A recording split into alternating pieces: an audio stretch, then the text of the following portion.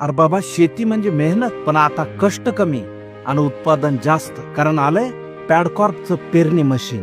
या मशीन मध्ये बियाणं टाकायचं आणि कापूस, हरभरा, सोयाबीन, मका एका रेषेत सरळ पेरणी होती. आता पेरणीचं अंतर तुमच्या हातात. योग्य अंतरावर पेरणी करता येते. म्हणजे काय? मेहनत कमी आणि उत्पादन जास्त आणि बियाण्यांची बचत लय भारी. उत्पादन वाढल आणि खर्च कमी. पेरणीची खोली आणि मातीचं आवरण योग्य पडतं. त्यामुळे काय होणार? बियाणं रुजणार, उगवणार आणि भरभरून पीक येणार. आणि पॅडकॉर्पचं पेरणी मशीन अगदी हलकं, सहज उचलून नेता येण्यासारखं. शेत छोटं असो का मोठं, पेरणी झटक्यात.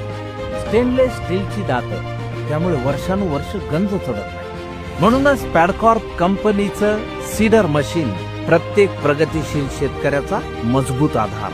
शेतीतला नवा काळ, कष्ट कमी, उत्पादन जास्त. पॅडकॉर्प, समृद्ध शेतकरी, संपन्न भारत.